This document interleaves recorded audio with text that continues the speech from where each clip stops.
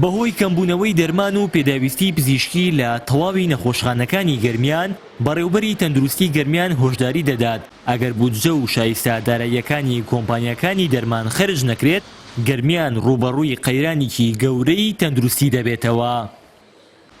لە سەرەتای ئەم ساڵەوە تا ئێستا حکوومەتی هەرێم 1 دیناری بۆ تەندروستی گەرمیان خەرج نەکردووە و کۆمپانیەکانی دابینکردنی دەرمانیش بەهۆی پێنەدانی شایستە داراییەکانیان ئامادە نین دەرمان دابین بکەن.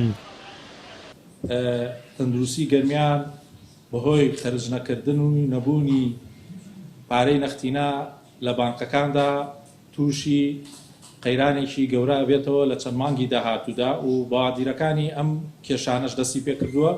کۆی گشتی ئەو پارانەی کە تاکو ئەمڕۆ 25 بۆتە چەک و بەداخەوە لە بانک لە بەر نەبوونی نەختینە خەرج نەکراوە 1,858 ملیۆن و 74,900 دینارە کە تاکو کۆتایی ئەم ساڵ مانگانە 750 ملیۆن دینار بەدەر لە خەرجی ئاسایی فەرمانگەی بەڕێوەبەرایەتی گشتی تەندروستی گەرمیان خەرج نەکرێت.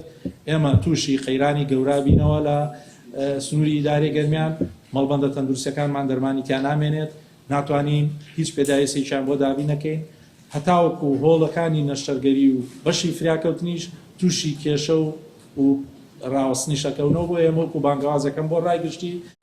کێشەی کەمی دەرمان لە مانگەکانی کۆتایی ساڵی ڕابردوو سەری هەڵداوە و دوای چەندین ئاگادارکردنەوە تا ئێستا ئەنجومەنی وەزیران ئامادە نییە پارە بۆ کڕینی دەرمان و پێداویستی پزیشکی و تاقیگەی نەخۆشخانەکانی گەرمیان دابین بکات. یەکێک لە کێشە گەورەکانی ئەم سنوورە هەر بواری سێکتەرە تەندروستیەکە بۆ چونکە هیچ کاتیانی هەست بە قەمخۆری ناکرێت لە ناو سێکتەری تەندروستیە. کاتێ ئەم قەزایە یا ئەم سنووری ئیدارە گەرمیان تووشی کێشەیەکە بێ هەمیشە خێرخوازان و خەڵکی ئەوانەی کە لە سنوورەکەیە هەن لەبەر خاتری ناوچەکەی خۆیان دەسەبەن بۆ ئیشەکە و دەرمان دابینەکە. ئێمە لە سەردەمی کۆرۆنا بینیمان تەندروستی گەرمان نەیتوانی هیچ بکات تەنانەت بینایە دروست کرا خێرخواز دروستی کرد دوایی دابینکردنی دەرمان و ئۆکسجین و هەموو شتەکانی تری ناو ئەو بینایە هەمووی خێرخواز دابینی کرد و هەموو سەرمایەدار و بازرگانەکان کڕیان. ئێستاش کە ینی قەیرانەکەمان تقریبان تێپەڕاندووە نرخی نەوت گران بۆ داهاتی حکوومەت زیایی کردووە بەڵام ئێمە هەر دەرمان لە دەرمانخانەکانمانە نییە.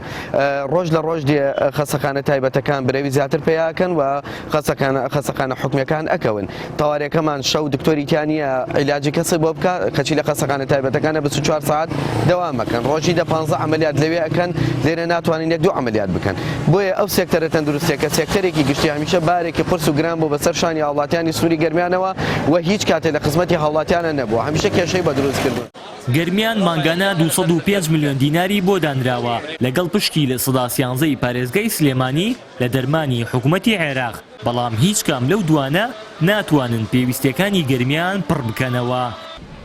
تەنیا لە ماوەی 3 مانگدا لە 4 نەخۆشخانە و 13 مەڵبەند و 52 بنکەی تەندروستی پێشوازی لە نزیکەی 45,000 نەخۆش کراوە و بەشی زۆریشیان بۆ وەرگرتنی دەرمان ڕەوانەی دەرمانخانەکانی دەرەوە دەکرێن.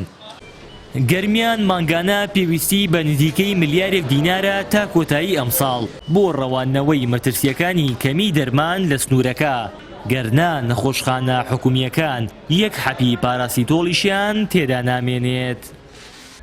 ئەوەر محەممەد کەناڵی ئاسمانی پەیام گەرمیان.